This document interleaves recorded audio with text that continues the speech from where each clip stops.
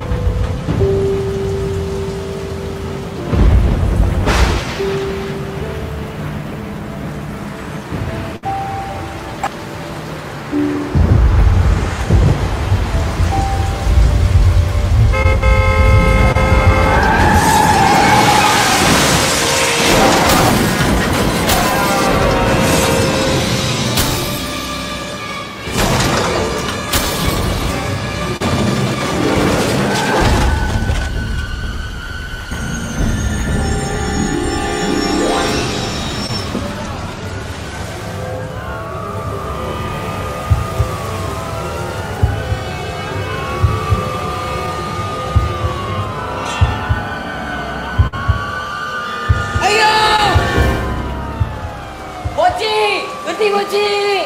Orang nak ambil tepung!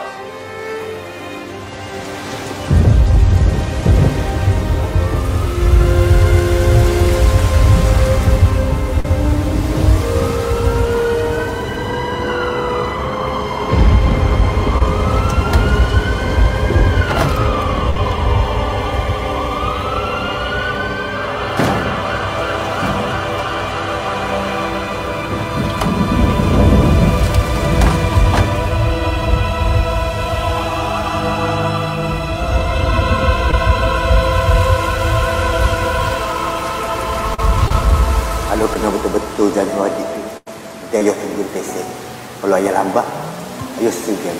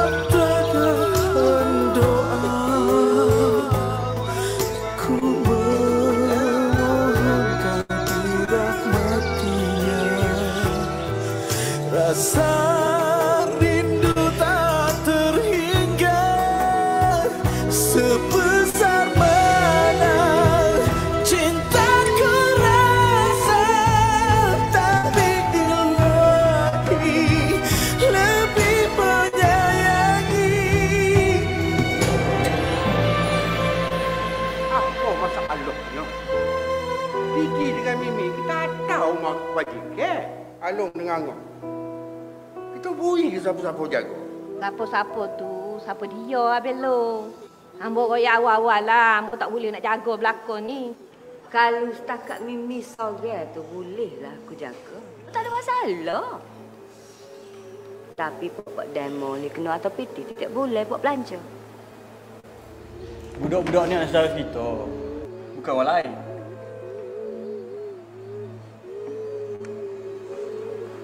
Anugerah Tuhan ni dari awak kita. Kalau siapa nak jaga, baiklah. Jangan duk mungkit pani. Ya, Bokter. Kan aku royak dah tadi. Kalau Mimi sorang aku boleh jaga, tak ada masalah.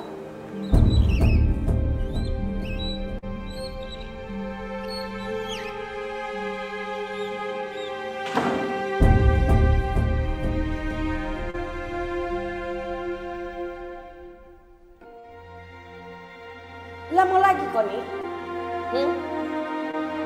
Lambat sama kayak kita.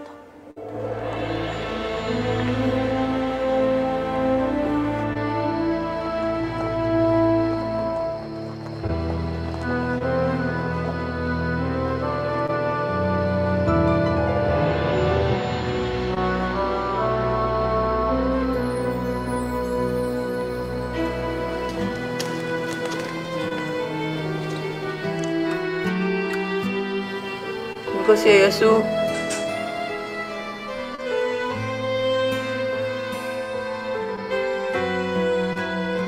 Apa yang kali?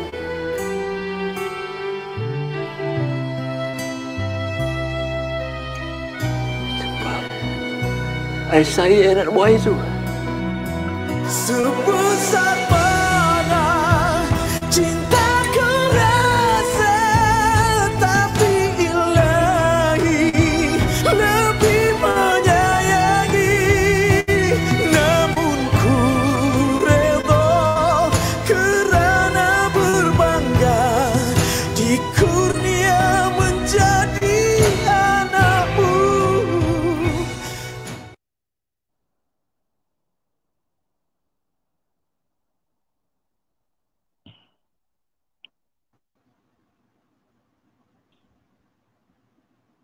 Bismillahirrahmanirrahim. Assalamualaikum warahmatullahi wabarakatuh.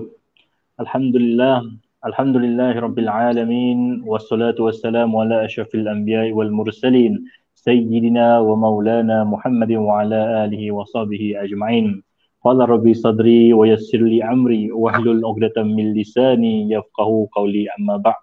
Alhamdulillah, kepada sidang hadirin dan sidang penonton yang dirahmati oleh Allah Subhanahu wa taala sekalian, dapat kita bersua lagi pada malam ini di page rasmi Waqaf An-Nur untuk kita dalam menyambung bual bicara Hibalil Waqaf pada siri yang diam tak diam dah masuk siri yang ke-10 pada malam ni, insya-Allah tuan-tuan. Masih lagi dengan tetamu yang sama, panel yang sama, yang pakar dalam bidangnya, iaitu Puan Nora Syikin Ishak daripada Kausar Wealth Management. Assalamualaikum Puan. Sihat Puan ya? Waalaikumsalam warahmatullahi wabarakatuh. Alhamdulillah. Tak sihat? Sihat, alhamdulillah. Panelnya orang yang sama, cuma moderatornya lain pula minggu ni, insya-Allah tuan-tuan. Jadi tuan-tuan dan puan-puan yang itulah. Jadi tuan-tuan dan puan-puan yang saya rahmati sekalian, tajuk malam ni sangat menarik. Tajuknya pendek, ringkas, namun ianya perlu diberi perhatian, iaitu zuriatku warisku. Bila kita tengok tadi dalam video yang ditontonkan sebentar tadi, masya-Allah amat terkesan dalam jiwa saya. Maklumlah, secara jujurnya saya pun kehilangan bapa saya dalam usia yang masih kecil, dalam umur 8-9 tahun gitu. Jadi mudah tersentuhlah bila tengok videonya. Nak lagi bila berkaitan dengan bapa, dan juga kita sebagai anak telah kehilangan tempat bergantung, senang kita kata, tempat bergantung yang paling rapat, iaitu ibu dan ayah kita, masya-Allah tuan-tuan. Jadi sebelum itu, saya ingin mengajak kepada semua para penonton yang mengikuti siaran kami pada malam ini untuk sama-samalah kita sharekan kepada yang lain, sebab tidak bukan adalah tujuan kita untuk memberitahu kepada yang tidak tahu dan mengemaskini ilmu pengetahuan kepada yang tahu. Saya mulakan malam ini dengan ambil hadis sabda Rasulullah sallallahu alaihi wasallam yang diriwayatkan oleh Sahih Bukhari dan Muslim, mafhumnya, kamu berilah hadiah, itu akan menambahkan rasa kasih dan sayang.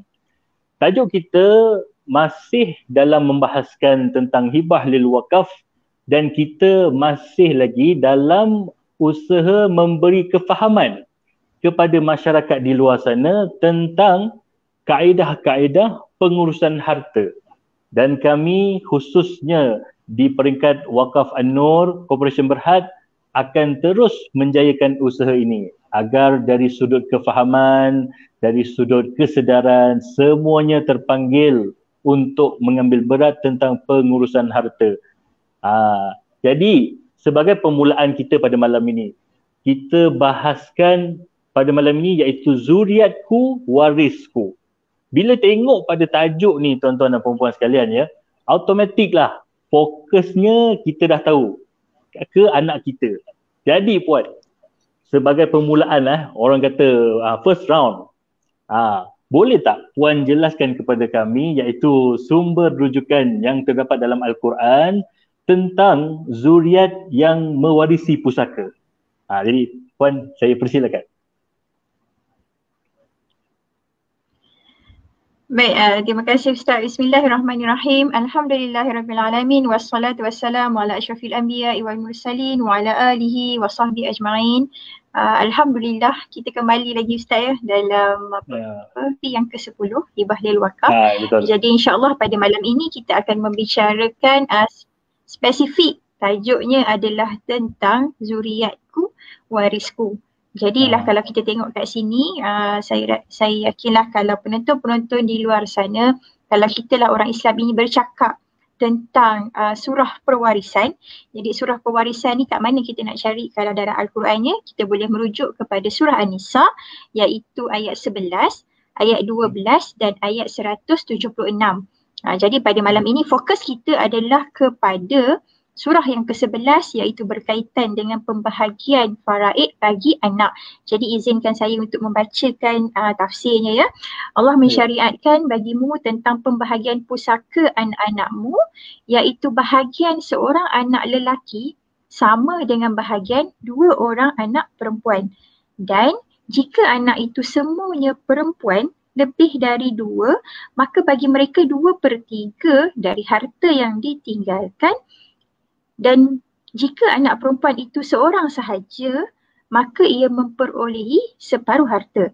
Dan untuk dua orang ibu bapa, bagi masing-masingnya 1/6 dari harta yang ditinggalkan. Jika yang meninggal itu mempunyai anak, jika orang yang meninggal tidak mempunyai anak dan ia diwarisi oleh ibu bapanya sahaja, maka ibunya mendapat 1/3. Jika yang meninggal itu mempunyai beberapa saudara, maka ibunya mendapat 1/6. Pembahagian-pembahagian tersebut sesudah dipenuhi wasiat yang dia buat atau sesudah dibayar hutangnya. Tentang orang tuamu dan anak-anakmu, kamu tidak mengetahui siapa di antara mereka yang lebih dekat manfaat bagimu. Ini adalah ketetapan daripada Allah Subhanahu Wa Taala. Sesungguhnya Allah Maha mengetahui lagi Maha bijaksana. Jadi Ustaz, kalaulah kita tengok kepada surah An-Nisa ini, ada dinyatakan tentang bahagian anak. Jadi berapa banyak bahagian anak yang ditinggalkan oleh ibu ataupun bapanya? Okey, kalaulah ibu ataupun bapa ini mempunyai anak lelaki dan anak perempuan. Jadi kalau ada anak lelaki dan anak perempuan, anak lelaki dapat 2 bahagian. Anak perempuan dapat 1 bahagian. Nisbahnya 2/1. Itu bagi pasangan ataupun ibu bapa yang meninggalkan anak lelaki dan anak perempuan. Yang kedua, bagi pasangan yang hanya mempunyai anak perempuan. Jadi kalau ada anak perempuan seorang sahaja, bahagian untuk anak perempuan itu adalah sebanyak 1/2. Ataupun jadi bakinya pergi kepada siapa? Bakinya pergi kepada asobah dia. Itu kalau seorang. Kalau lebih dari seorang, maksudnya 2, 3 ataupun 4 orang anak perempuan sahaja, maka 2/3 itu dibahagikan sama rata antara bilangan anak perempuan ini. Jadi inilah kita tengok bahagian yang menceritakan tentang pembahagian faraid bagi anak. Maksudnya anak-anak ini mewarisilah harta faraid melalui ibu dan ayahnya. Dan jadi kalau kita perlu juga kita tahu bahawa faraid ini datang dengan tanggungjawab. Dan kalaulah Ustaz saya boleh ulas sikit kan dekat sini, dia ada menyebut bahawa sesudah dipenuhi wasiat, iaitu wasiat 1/3 dengan tujuan sambung amal jariah dan sesudah dibayar hutang. Jadi kat sini saya menekankan apabila kita dapat pusaka, kita kumpulkan pusaka yang ditinggalkan oleh ibu dan ayah kita, maka sebelum nak diagihkan ikut faraid ataupun ikut ikut wasiatnya ataupun nak bagi sama rata, maka perlulah dilihat dulu kepada pelunasan hutang. Jangan kita dapat pusaka terus agih. Jadi perlu follow dulu flow pengurusan pusaka. Sebab tu kalau siapa yang pernah mengikuti siri HLW sebelum ini, kita ada jelaskan turutan proses urusan pusaka. Okey, Ustaz silakan. Okey, Alhamdulillah. Jadi kepada para penonton sekalian ya, telah dirakamkan oleh Allah Subhanahu Wa Taala dalam surah An-Nisa tentang pembahagian harta. Bila cukup lengkap, cukup detail yang Allah telah tunjukkan kepada kita sebagai hamba-Nya cara-cara pembahagian harta pusaka supaya ianya tidaklah menjadikan kita ni antara golongan yang sentiasa bergaduh ataupun sentiasa rasa tak cukup dengan apa yang ditinggalkan oleh si mati. Jadi Puan, bila kita cerita pasal tafsiran surah An-Nisa ini ya, jika dalil itu menjelaskan tentang pembahagian, apa pula kaitannya dengan tajuk kita malam ini? Sila Puan. Okey, baik. Pada malam ini, sebabkan tajuk kita ni berdasarkan kepada zuriatku warisku, jadi sukalah untuk kita nak kongsi beberapa topik. Sebenarnya saya dah detailkan. Kalau tengok kat sini saya dah buat kepada 8 pecahan. Tapi bila saya tengok tadi kan, tak sempat kita nak cerita semua 8 pecahan anak sahaja Ini bukan, ini belum yang lain tentang cerita anak sahaja, 8. Sebelum ni pun sama kan, kita buat 12. 12 kita tak sempat nak habiskan satu malam. Tetapi malam ini daripada 8 itu, 2 yang akan kita kongsikan pada malam ini adalah tentang bagaimana pasangan ibu bapa yang meninggalkan anak yang masih di bawah usia 18 tahun. Macam Ustaz pernah lalui pengalaman kan, mungkin kalau Ustaz pernah ada pengalaman tu mungkin boleh berkongsi sedikit dengan kami pada malam ini. Dan yang kedua adalah anak yang lebih daripada usia 18 tahun ataupun dalam kategori ini adalah mereka yang telah pun anak-anaknya dewasa dan mempunyai kehidupan sendiri. Jadi fokus kita pada malam ini, 2 golongan ini dulu Ustaz. Okey. Kalau nak cerita pasal perkongsian pengalaman ni adalah sikit. Tapi banyaknya tak adalah pasal harta. Kita ni pun harta adalah sekarang kera gitu kan. Tapi insyaAllah mungkin bukan pengalaman saya, mungkin pengalaman sahabat-sahabat saya yang di luar sana yang pernah berkongsi dengan saya tentang isu si mati meninggalkan anak yang berusia kurang daripada 18 tahun ataupun yang lebih daripada 18 tahun insyaAllah. Jadi Puan, tanpa kita buang masa, kita akan pergi kepada kategori yang pertama, iaitu apakah sebenarnya yang penting untuk anak di bawah usia 18 tahun. Sila Puan. Okey, baik. Kalaulah kita tengok kategori yang pertama iaitu kategori anak yang berusia di bawah 18 tahun. Okey, so kalau kita tengok kepada anak yang di bawah 18 tahun ini, kita boleh bahagikan mereka ini, saya suka letak point supaya penonton kita boleh ingat dan kalau ada quiz malam ni pun boleh jawab kan. Jadi dekat sini kalau kita tengok, saya ringkaskan kepada 3P. Iaitu yang pertama, bagi mereka yang ada anak bawah 18 tahun ini, yang pertama adalah perbelanjaan, yang kedua adalah perlindungan, dan yang ketiga adalah perhatian dan kasih sayang. Jadi 3P ini adalah perkara yang sangat penting untuk ibu bapa di luar sana cakna tentang anak-anak kita. Kita boleh bercakap dan kita boleh berbincang lagi ni sebab kita masih ada. Tetapi kalau kita dah tak ada, besok kita dah tak mampu lagi kan. Jadi saya kupas. Yang pertama adalah perbelanjaan. Jadi kalau kita tengok perbelanjaan anak-anak kita ni berbeza-beza, betul Ustaz kan? Kalau kita lah, contoh macam saya ni ada beberapa kategori. Ada yang bawah 2 tahun. Bawah 2 tahun ni lain, perlukan pampersnya, perlukan masa belayan dia kan. Kalau hantar pengasuh, belanja pengasuhnya. Kalau tak hantar, masa kita dengan dia. Dan kemudian ada yang prasekolah. So prasekolah pun sama, ada keperluan dia. Nak hantar prasekolah pun ada belanja, betul tak kan? Hantar swasta ke, hantar kerajaan pun masih ada belanja. Dan kemudian yang ada sekolah rendah. Sekolah rendah juga memerlukan perhatian. Ada belanja dia. Pergi sekolah hari-hari bukan, walaupun dia sekolah kerajaan, masih lagi perlukan belanja. Betul. Sekolah swasta apatah lagi kan. Jadi kat sini ada beberapa kategori dan kalau kita tengok dengan orang yang ada anak sekolah menengah dah lain pula.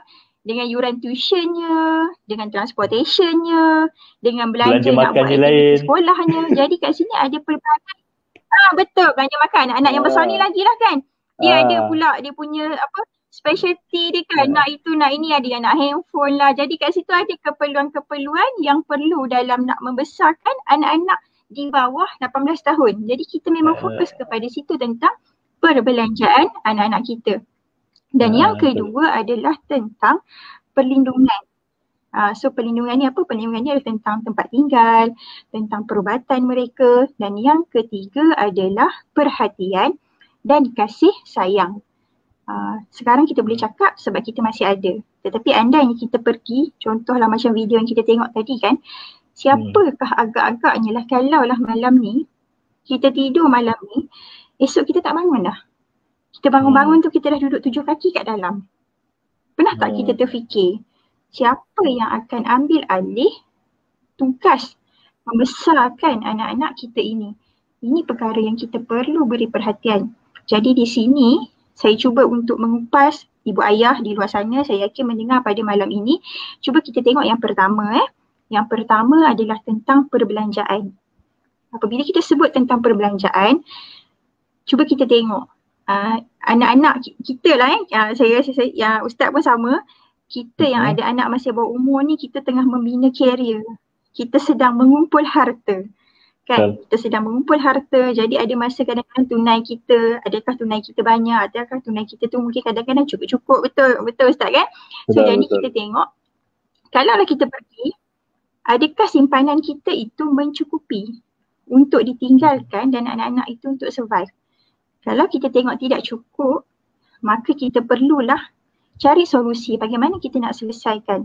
Kalau aku pergi ni, besok anak-anak tak cukup dana, wife tak bekerja. Orang lelaki saya jumpa banyak professional level, gaji besar 20,000, 30,000, 40,000. Tapi wife tak bekerja sebab dah cukup lengkap kehidupan.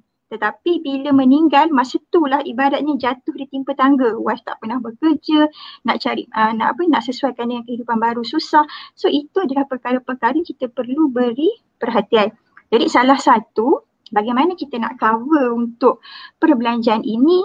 Jadi yang mana yang dah ada polisi takaful, Alhamdulillah. Tapi yang belum ada, mungkin salah satunya adalah dengan cara pastikan ada perlindungan takaful. Sekurang-kurangnya adalah hibah takaful supaya anak-anak dan pasangan ini dapat membesar, dapat memenuhilah keperluan untuk membesar tu kan. Cuma pesanan saya di sini, pagi tadi saya dah pesan sekali, saya dah pesan di Facebook saya pagi tadi Jadi pada malam ni saya nak membawa lagi sekali tuan-tuan dan perempuan, sekiranya ada mengambil hibah takaful, jangan diletakkan polisi itu kepada nama anak di bawah umur. Kerana jika kita meletakkan polisi itu kepada nama anak di bawah umur, sedangkan tujuan kita ambil polisi adalah untuk pastikan kehidupan anak-anak itu dapat, kelangsungan hidup tu dapat berjalan lancar. Tetapi kesilapan meletakkan penama polisi untuk anak bawah umur akan mengakibatkan duit itu terbeku.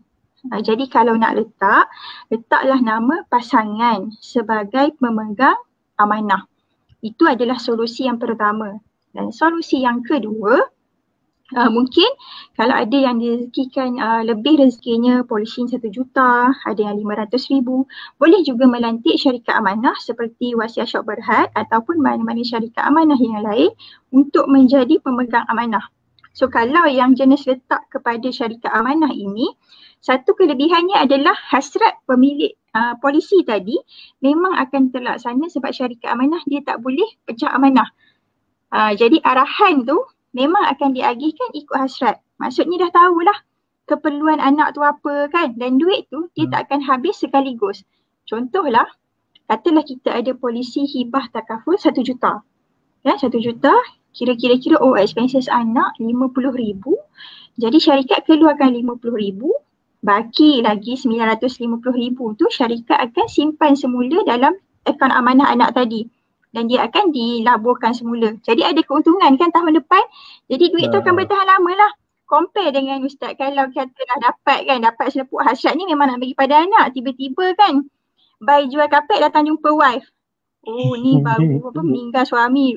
Dia tengok kenapa kakak ni duk beli kapek banyak-banyak kau. Dapat duit takaful, dia pun orang kahwin kan dengan isteri tu. Jadi tak tercapai hasrat suami tadi nak gunakan duit tu besarkan anak kan. Jadi itu salah satu cara lah yang kita boleh ada solusinya, gurau Ustaz. Saya bagi contoh mudah tu supaya orang nampak kan. Macam terkena pula. Yang kedua, macam terkena. Jadi itulah contoh kita boleh nampak berlaku dalam masyarakat kan. Baik, P yang kedua adalah tentang perlindungan. Okay, jadi perlindungan dan tempat tinggal. Ini perkara Ustaz yang orang selalu lupa. Kenapa saya cakap orang selalu lupa? Sebab kita memang dah beli dah ni. Rumah dah memang beli untuk pasangan dan anak-anak. Masa dapat kunci kan, ajak wife masuk rumah yang ni rumah untuk ayang dan anak-anak. Kalau lah besok abang tak ada, inilah tempat tinggal. Bilik air ni bilik anak kita, bilik Alung, bilik Angah, bilik Kak Cik kan. So dah ada tempatnya. Tetapi kita terlupa bahawa sekiranya berlaku kematian, rumah itu sebenarnya bukan lagi milik isteri dan anak-anak sahaja. Ada waris lain yang berhak ke atas rumah tersebut. Contoh, kalau mereka yang masih lagi ada ibu ayah, maka ibu ayah juga berhak untuk mendapat hak dalam rumah tadi. Okay, jadi maknanya status harta tadi dah bertukar menjadi pusaka. Dan ada juga yang kita nampak mereka yang anak perempuan sahaja. Jadi ada bahagian adik-beradik suami pula dalam rumah itu. Berkongsi pula bahagiannya. Jadi nasihat saya kepada ayah-ayah, ibu-ibu yang memang alhamdulillah direzekikan Allah dah ada rumah sendiri, dah ada tanah sendiri, memang beli untuk anak-anak. Jadi hibahkan rumah dan tanah tadi terus kepada anak-anak supaya apabila berlaku kematian, anak-anak tadi memiliki hak mutlak ke atas rumah tadi. Sebab anak-anak kita tahu kan, dia memang perlukan tempat tinggal. Macam contoh cerita tadi, agaknya kalau lah ayah su tu tak ambil bela anak-anak ni, macam mana gamaknya kan? So betul, itu adalah contoh perlu ada perlindungan dan juga tempat tinggal. Dan P yang ketiga adalah perhatian dan kasih sayang. Jadi kalau kita lah ada hari ni anak-anak kita ada depan mata, kita boleh peluk cium dia. Kita boleh dukung anak-anak kita. Kita boleh main cak-cak. Tadi saya dah kongsikan video main cak-cak dengan ayah dia kan. Jadi boleh lagi. Kita masih boleh menikmati. Tetapi andai kita pergi, anak-anak kita ini akan kehilangan kasih sayang dan akan hilang tempat bergantung harap. Kalau ditakdirkan pasangan kita ada, alhamdulillah pasangan tadi masih lagi boleh memberi kasih sayang kepada anak-anak. Tetapi dalam contoh kes tadi dan hari ini bukan kes tadi saja Ustaz kan. Ada banyak kes yang kita nampak berlaku kemalangan, kematian serentak, anak-anak yang tempat tinggal kan. Jadi siapa gamaknya yang kita rasa bolehlah menjaga kebajikan anak kita kan. Kita ni kadang dalam keluarga ada adik-beradik kita yang mungkin tidak rezekikan zuriat ataupun tidak bertemu jodoh. Jadi mereka ni kadang-kadang baikkan dengan anak-anak kita. Mungkin masih hidup ni kita boleh buat perancangan. Pandailah, oh kakak kita ni baik. Kalau kita tak ada boleh minta dia jaga. Tapi kalau kita nak minta dia jaga, takkanlah kita nak minta dia jaga kosong. Betul tak? Dia pun ada kehidupan dia kan. Kalau kata adik-beradik yang ambil pula ada keluarga sendiri, itu juga mereka memerlukan dana. Sebab mereka pun ada nak membesarkan keluarga mereka. Jadi di situ kita kena fikirkan dan buat perancangan daripada awal lagi lah. Okay, so tuan-tuan dan puan-puan, persoalan yang saya bawa pada malam ini, tadi kita pun dah tengok video sambil-sambil borak dengan pasangan malam ni kan. Cubalah berbincang, kalau yang belum buat perancangan, cuba ambil poin-poin yang saya berikan tadi supaya kita dapat rangka.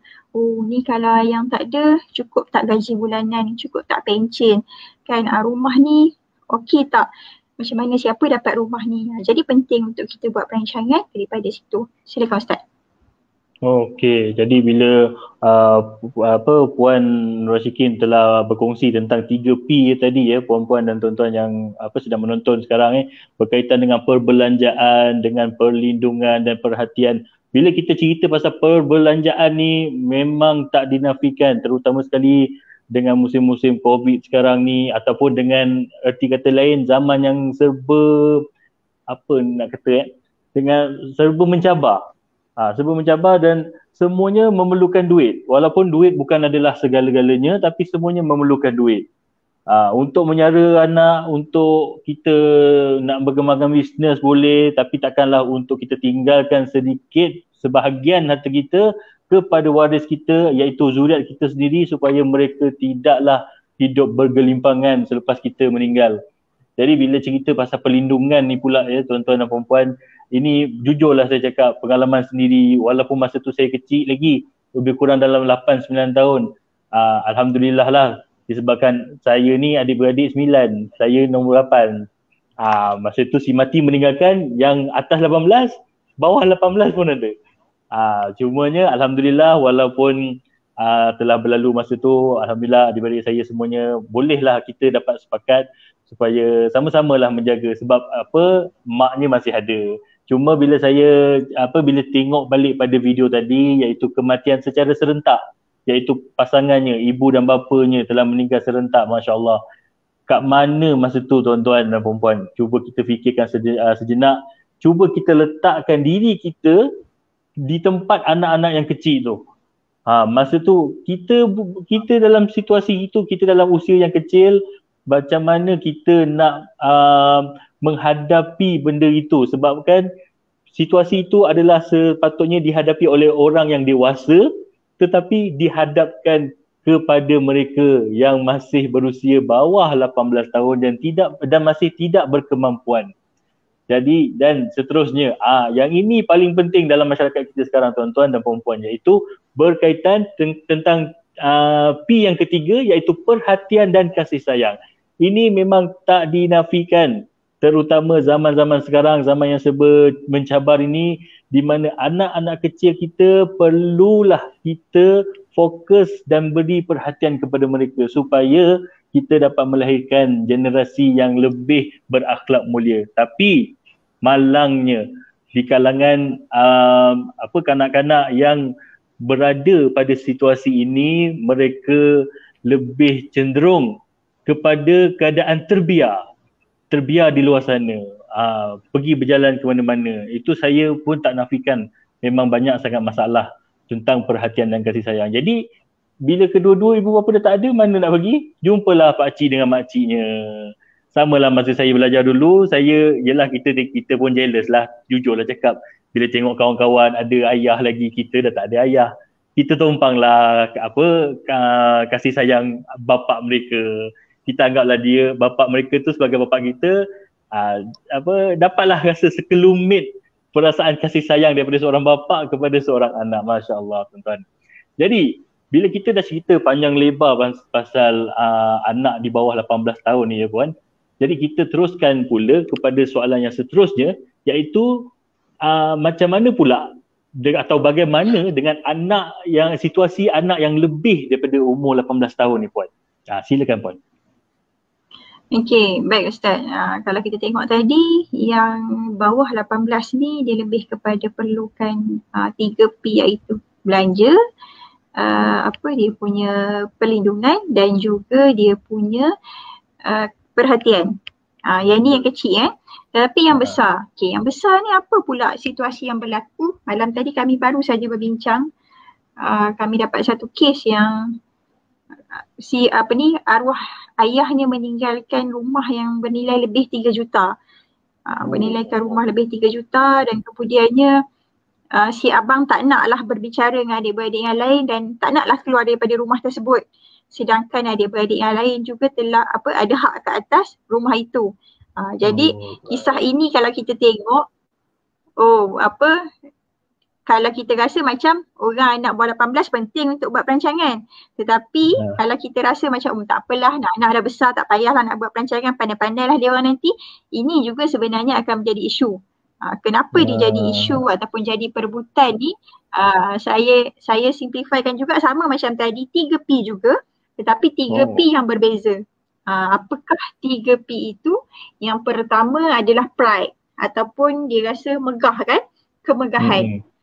P yang kedua adalah perlu, ada kepada keperluan, dan P yang ketiga adalah tentang pengaruh.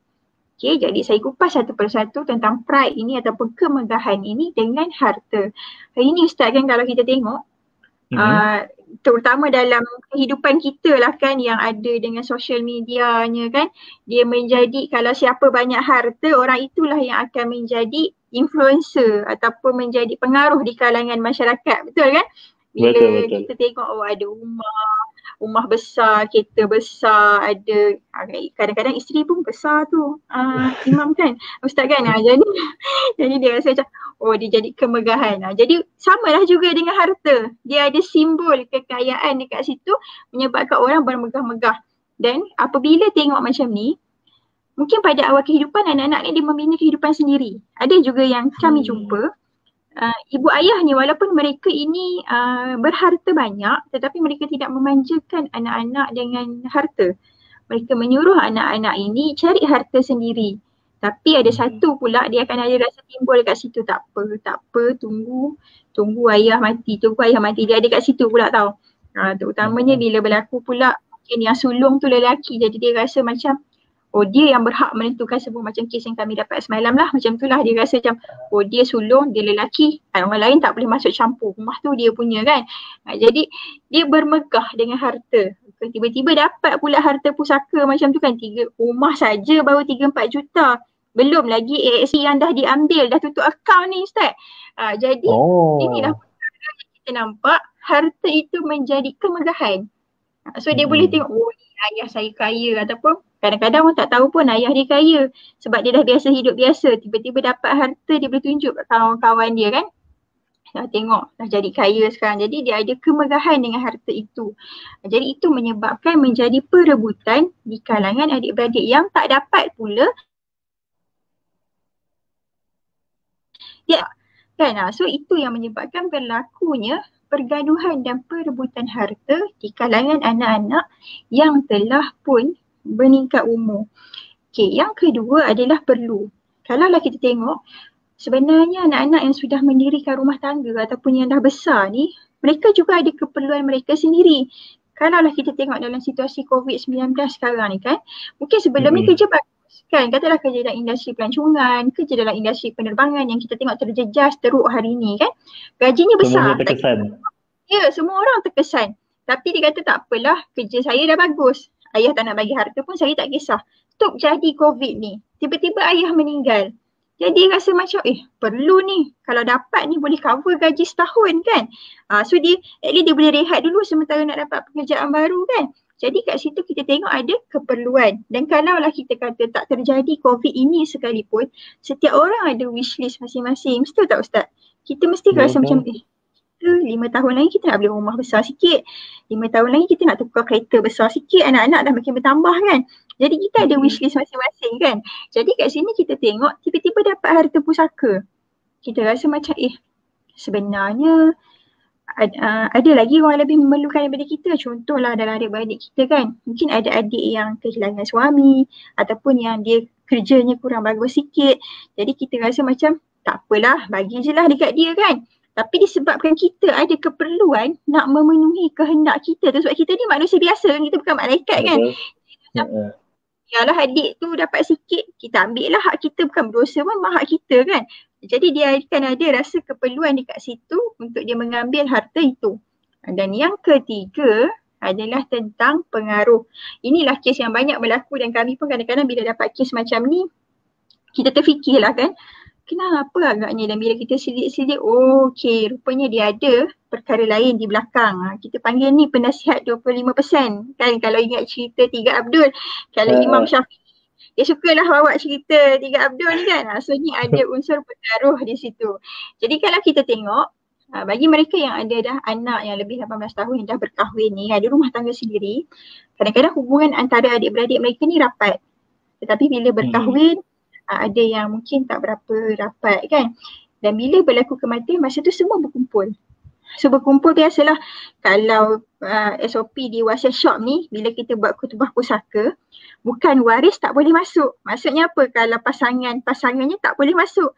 Tetapi kalau dalam perbincangan biasa, maksudnya kan, kalau dalam lah kata family sendiri kan, balik daripada kubur berkumpul, kan ada pasangan sama kan berbincang tentang urusan pusaka ni.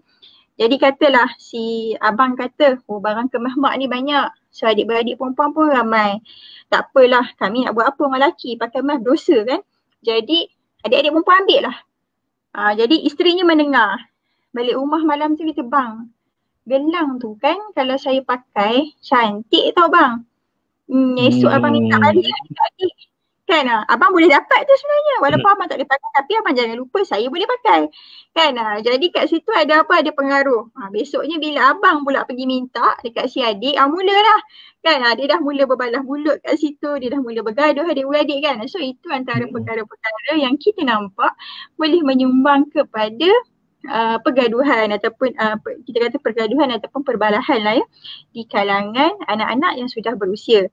Jadi ini kita berbicara tentang keperluan masing-masing ada. So jadi 3P tadi, yang pertama adalah tentang kemegahan dan yang kedua adalah tentang keperluan dan juga yang ketiga tentang pengaruh. So ini melibatkan isu kepada perebutan harta di kalangan anak-anak yang sedah pun berkahwin ataupun yang telah pun melebihi usia 18 tahun.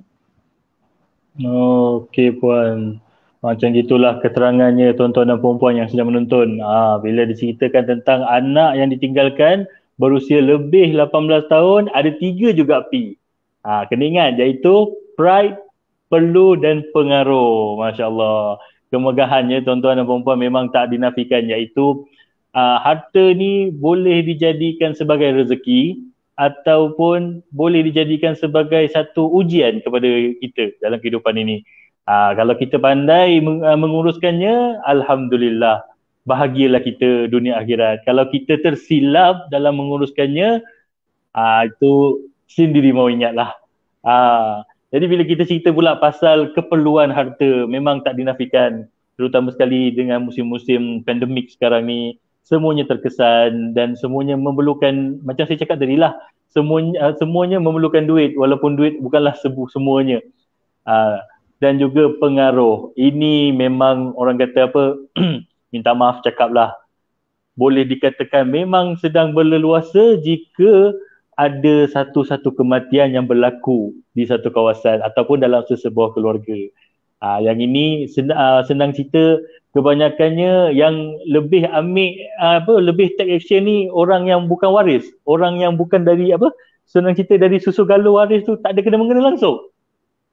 Atau lagi teruk adalah orang yang masa si mati tu hidup, dan jangan kata tanya khabar, minta tolong pun tak datang, tapi tiba-tiba bila si mati meninggal, dia orang pertama, dia lagi awal daripada suami atau isteri yang meninggal tu datang menuntut dengan istilahnya kita kena ikut faraid. Wah, masa itu tuan-tuan, harta punya pasal harta saya cakap ni, harta punya pasal segalanya orang boleh ikut hukum Allah, iaitu ilmu faraid. Tapi sedangkan banyak lagi benda-benda yang perlu diikut dalam Islam. Kerana apa? Kerana harta. Jadi bila cerita pula pasal kita dah cerita pasal 2 kategori ni, iaitu satu anak yang kurang daripada 18 tahun dan satu lagi anak yang lebih daripada 18 tahun. Jadi daripada 2 persoalan utama yang kita dapat pada malam ini ya puan, dapat disimpulkan bahawa ibu, ayah, tak kira lah pasangan yang ada anak bawah umur atau anak yang dah dewasa, perlu merancang tentang harta. Jadi saya pun serba-serbi tak tahu jugalah tentang pengurusan harta ni. Mungkin ada sedikit ilmu yang kurang tentang pengetahuan merancang harta. Jadi saya ingin mendapatkan khidmat nasihat puan tentang pengurusan harta ni. Macam mana? Mungkin boleh dikongsikan juga kepada penonton-penonton yang sedang menonton. Silakan puan. Okey, baik Ustaz. Kalaulah kita tengok di sini, dekat crawler kita tu ada nombor telefon sahabat-sahabat saya, dan kalau tengok di komen juga kita ada pinkan Google Form untuk para penonton hibah dari wakaf ini untuk mendapatkan bantuan daripada pihak perunding kami. Kenapa pentingnya? Sebab kita tengok tadi kan, kalaulah hari ni kita ada anak yang masih di bawah umur, dan kita tak tahu selepas kematian siapa Dan kita tak tahu banyak mana orang tu dapat. Maksudnya kalau mak ayah kita dia dapat banyak mana. Tadi saya bacakan surah An-Nisa ayat 11 tu, dia secara general, tetapi pecahannya tak diketahui dengan detail kan. Maksudnya kalau nak tahu sebab situasi setiap orang berbeza-beza Ustaz. Saya dalam pada kami bila sediakan sijil faraid ni, kita jaranglah jumpa orang ni sama kan. Yang kita tahu, kita tengok orang ni ada per 72, orang ni ada yang per 100 lebih. Sebab apa? Bilangan waris ni berbeza-beza kan. Jadi saya yakin ada antara penonton di luar sana yang mungkin belum pernah tengok pun. Sebab apa? Nak tengok macam mana sijil faraid ni dapat bila selepas kematian. Kan kita kena mati dululah baru tahu kan sijil faraid tu siapa yang dapat kan. Tetapi kami di Kawsar menyediakan perkhidmatan untuk memberikan mock-up sijil faraid. Maksudnya kalau kita tengok di situ kita boleh tahu siapa yang bakal mewarisi, adakah memang kita punya perancangan macam tu. Sebab saya yakin penonton di luar sana, apabila kita membeli sesuatu harta, especially harta yang tinggi nilainya seperti rumah dan tanah, kita dah ada hasrat sendiri dah.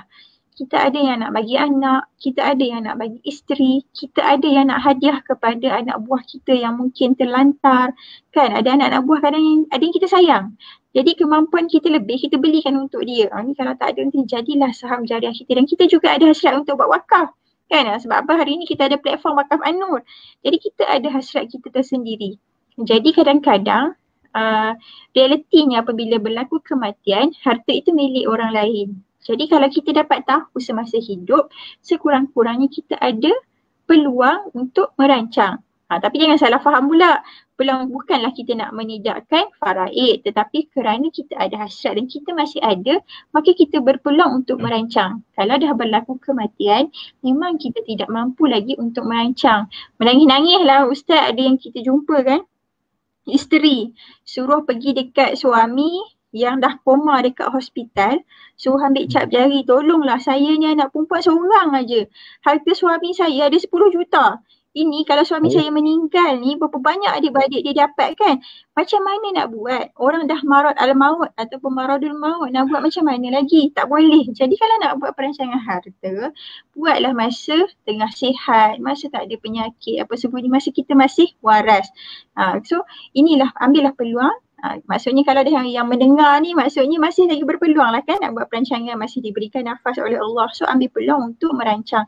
Dan untuk mereka yang ada anak yang dah pun lebih daripada 18 tahun, janganlah kita rasa macam kita dah bagi pendidikan, kita dah bagi kewangan yang tinggi kepada anak-anak kita. Kita rasa macam cukuplah didikan agama tu, pandai-pandailah anak tu nanti. Tetapi hakikat sebenar, mereka yang ada anak lebih umur juga, terutama yang dah berkahwin, akan ada pelbagai isu lagi. Itulah yang menjadi statistik menyumbang kepada 70 bilion pusaka beku. Dan kes pusaka hanya selesai kebanyakannya selepas tahun ke-20 kematian. Jadi inilah punca kenapa kita kata sebab apa? Bila dah berlaku kematian kepada ibu ayah, anak-anak dah besar. Yang dah besar ni cara besar. Kan ayah kata 1/3 ni ayah nak wakaf. Kan, lepas tu duit ni ayah nak bagi sama rata. Tapi ada yang berkeras, tak boleh. Yang ini tak boleh bagi sama rata. Ini bagi untuk anak yang usahakan tanah ayah aja. Tak payah wakaf, kesian dekat ayah. Padahal ayah kata ayah nak infakkan. Jadi penting untuk buat perancangan dan saya kongsi ni kenapa saya pernah jumpa kes yang masih hidup lagi anak-anak tentang. Ayah hidup lagi ni. Tapi itu pun ada anak yang dah berbunyi. Jadi saya membayangkan lah Ustaz, kalau lah saya tak tolong ayah ni, lepas dia meninggal ni lagi teruk nanti anak-anak dia bergaduh. So bila kita nampak macam tu, maksudnya apa? Sangat penting untuk semua orang di luar sana ambil tindakan. Itu penonton-penonton Hibah Lil Wakaf, kita dah siri ke-10. Kalau masih lagi belum berkesempatan, maklumlah kita ni kadang-kadang dalam majlis ilmu, lepas tu kita dah keluar, kita terlupa kan. Jadi kita tak sempat lah nak tanya ataupun nak WhatsApp kita. Sampai siri yang ke-9 dan ke-10 ni kami dah sediakan Google Form untuk tuan-tuan dan perempuan. Kalau nak tanya apa-apa, sila isi Google Form tersebut dan insyaAllah punya-punya kita yang tertera nombor telefon di crawler kat bawah tu, insyaAllah mereka akan membantu para penonton semua. Okey puan, Alhamdulillah.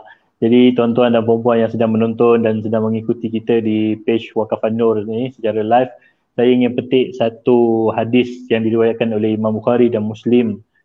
Sesungguhnya apabila engkau meninggalkan ahli waris kaya, itu lebih baik daripada engkau meninggalkan mereka miskin, meminta-minta kepada manusia dengan tangan mereka.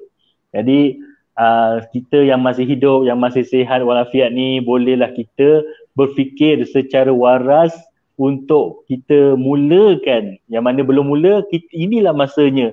Yang mana yang dah mula, alhamdulillah. Yang belum mula, inilah masanya untuk kita sama-sama menguruskan tentang harta-harta kita yang akan kita tinggalkan tak lama lagi. Kita pun tak tahu bila ajal kita sampai. Jadi bila cerita pasal peninggalan harta ni, memang tak dinafikan tuan-tuan dan puan-puan, saya juga banyak menerima keluhan daripada sahabat-sahabat di luar, iaitu tentang adik-beradik bergaduh. Kerana harta adik-beradik bergaduh, walhal selama ni mereka rapat, tapi disebabkan harta pusaka mereka mula bergaduh dan ada yang tak bertegur sapa. Ini kita, kalau boleh kita cuba elakkanlah. Mungkin ada sahabat-sahabat para penonton di luar sana ada yang sedang berada dalam situasi begini. Mungkin tuan-tuan dan puan-puan bolehlah membuka ruang atau membuka jalan kepada mereka supaya mereka dapat menyelesaikan masalah yang mereka hadapi. Dan yang kedua, macam saya cakap tadilah, tentang perebutan harta oleh pakcik dan makcik. Yang ini pakcik-makcik memang saya bagi amaran keras. Tolong. Kalaulah datang untuk menyelesaikan masalah, saya tak ada masalah. Tapi kalau datang untuk sakau terus, nanti dulu. Kita kena fikir dulu anak kecil, anak-anak yang mereka si mati tinggalkan di dunia. Sebab apa? Ada pakcik-makcik, minta maaf saya cakap, bila dah dapat harta, masa dapat harta dia orang pertama. Tapi bila dah dapat harta, anak-anak si mati tu mereka biarkan. Sedangkan sekiranya anak-anak mereka itu masih kecil, mereka adalah di bawah tanggungjawab pakcik dan makcik mereka. Ini yang ramai orang kita terlepas pandang, sama ada terlepas pandang ataupun buat-buat tak tahu. Ini masalah orang kita. Minta maaf saya cakap. Jadi pakcik-makcik sabar, fikir cara waras, settlekan dulu masalah yang sepatutnya. Okey, dan juga yang ketiga iaitu kurangnya ilmu kefahaman tentang pengurusan harta oleh masyarakat di luar sana. Jadi harta ni tuan-tuan dan puan-puan sekalian, harta ni memerlukan ilmu untuk menguruskannya. Jadi apa yang dikongsikan pada malam ini adalah neraca ilmu untuk ditimbang dalam bab mengurus harta. Okey. Jika harta diurus tanpa ilmu, nescaya kita bimbang harta tersebut dapat memporak-perandakan hubungan di kalangan ahli waris. Macam saya kata hibah wakaf sebelum ini, janganlah sampai, minta maaf cakap ayat ni kasar sikit, janganlah sampai harta pusaka menjadi harta yang berpuaka. Iaitu harta itu tidak mendatangkan faedah kepada ahli keluarga kerana disebabkan harta, ahli keluarga bergaduh. Cubalah kita elakkan, mudah-mudahan je tuan-tuan, sama-samalah kita. Jadi sama-samalah kita kongsikan ilmu yang kita dapat pada malam ini kepada ahli keluarga, sahabat-sahabat dan kenalan yang di luar sana. Mudah-mudahan dengan asbab kita bersama pada malam ini, kita dapat elakkan pergaduhan waris di luar sana. Jadi sebelum kita akhiri malam ni, soalan kuis dari Puan Nur Rashikin untuk penonton kita pada malam ini. Silakan Puan.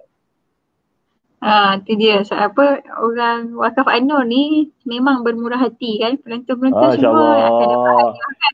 Kalau tak jawab rugi ni, nasib baik saya tak boleh jawab kan. Kalau saya boleh jawab, saya tiap-tiap minggu saya dapat hadiah kan. Agak-agak moderator boleh jawab tak?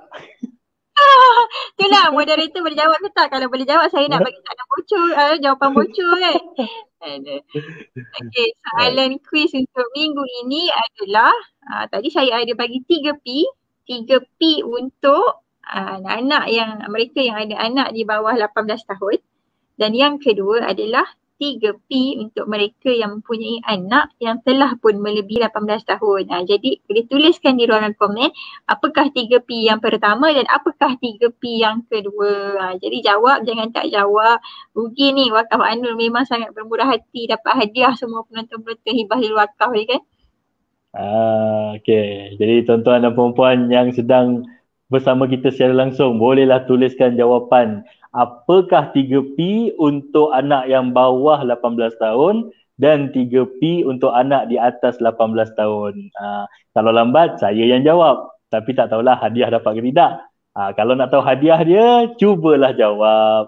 InsyaAllah boleh tuliskan jawapan di ruang komen dan pihak admin akan menghubungi anda sekiranya anda adalah pemenangnya. Jadi, akhir kata daripada saya bagi pihak Wakaf An-Nur Corporation Berhad ingin mengucapkan jutaan terima kasih kepada ahli panel iaitu Puan Nur Ashikin Ishak kerana sudi bersama-sama dalam forum Hibah Lil Wakaf pada malam ini, dan juga terima kasih saya ucapkan kepada saudara-saudara, tuan-tuan dan puan-puan yang saya muliakan pada malam ini yang sudi mengisi masa lapang pada malam ini untuk bersama-sama kita secara live di page Wakaf An-Nur Corporation Berhad ini. InsyaAllah tuan-tuan dan puan-puan, kita akan bertemu lagi pada sesi akan datang untuk memperelokkan lagi ilmu pengetahuan kita tentang pengurusan harta supaya kita selamat di dunia dan selamat di akhirat. Kami memohon, kami menyusun 10 jari memohon keampunan dan maaf sekiranya ada kata-kata kami terkasar dan tersilap dan mengguris perasaan tuan-tuan dan puan-puan. Dan sesungguhnya yang baik itu datang daripada Allah, yang lemah itu datang daripada kelemahan dan dari diri kami sendiri. Sekian daripada kami. Wabillahi taufiq wal hidayah. Wassalamualaikum warahmatullahi wabarakatuh. Assalamualaikum. Warahmatullahi wabarakatuh.